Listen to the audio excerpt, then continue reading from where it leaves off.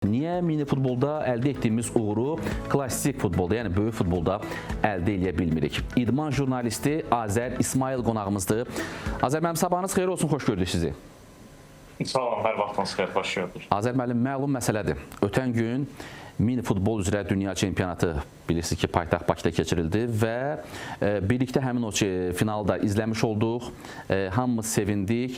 Amma biz bir məsələyə hələ də sevinə bilmirik ki, niyə mini futbolda əldə etdiyimiz uğuru klassik futbolda, yəni böyük futbolda əldə edə bilmirik. Hətta deyərdim ki, çox belə biraz məzəli bir paylaşımlar etmişdilər ki, əgər bu mini futboldakı stadionu hər həftə biraz da böyütsələr, böyük futbola yəqin ki, uğur qazana bilər. Yəni stadionun həcmini hər həftə biraz da artırsaq, yəqin ki, böyük futbolda da bu, belə deyək, uğurlar özünü göstərəcək. Necə düşünürsünüz? Niyə bizim böyük futbolda uğurumuz bu qədər yoxdur, amma mini futbolda dünya çempionu olduq? Söz sizdədir.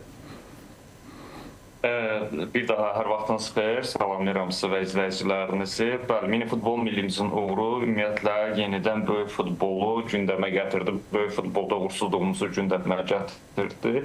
Ümumiyyətlə Azərbaycanda bununla bağlı bir deyim var. Fərdi növlərdə bizim uğurlu olmağımız komanda növlərinə qarşı belə bir təəssürat yaradıb ki, komanda şəklində biz bacarmırıq. Amma bunun müxtəlif zamanlarda, müxtəlif formalarda idmanda sübut eləmiş ki, komanda növlərində də bizə alınır, kollektiv şəkildə də mübarizə aparmağı bacarırıq.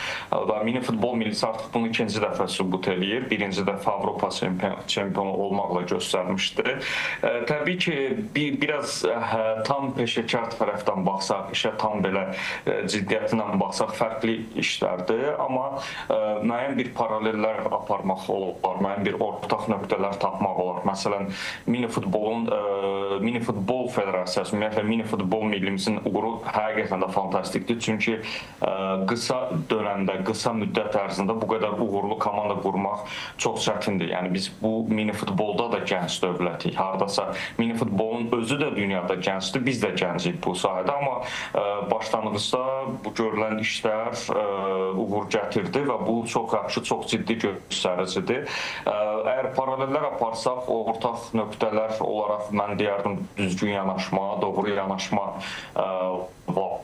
vacibdir və mini futbolun uğuru budur. Yəni klassik futboldakı uğursuzluqlar edə bilmirik. Yəni idarəetmə olaraq, ümumi belə deyək, ayrı-ayrı klublar və federasiya səviyyəsində verilən qərarlar olaraq. Məsələn, mini futbolda yerli məşqçi seçimi və məşqçi seçimi ümumiyyətlə uğurludur. Biz isə uzun illərdir ki, əsas milli komandamızla bağlı məşqçi seçimində yanılırıq. Hələ də öz belə müstəqil futbol fəlsəfəsi olan, özünün futbola baxışı olan, böyük bir yenilikləri olan məşqçilərlə işləyə bilmirik. Daha çox köhnə, məşhur adlara dayanan seçimlər edilir və bu da uğursuz olur.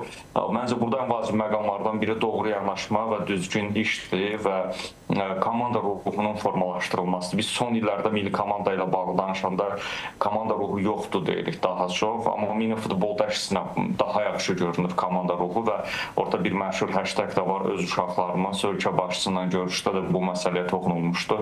Yəni öz uşaqlarımız, öz komandamız, öz ruhumuz bir ruh yarana bilir, milli ruh formalaşdıra bilirlər.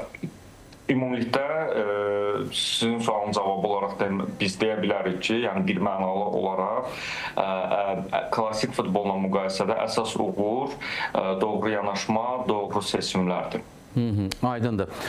Azər müəllim, çox sağ olun, minnətdaram. Səhərin uçağında çox maraqlı bir məsələyə toxunduq. Niyə mini futbolda uğur qazanırıq, amma böyük futbolda uğur qazana bilmirik? Hardasa mənə elə gəlir ki, biraz məsələyə aydınlıq gətirmiş olduq. Təşəkkür edirəm.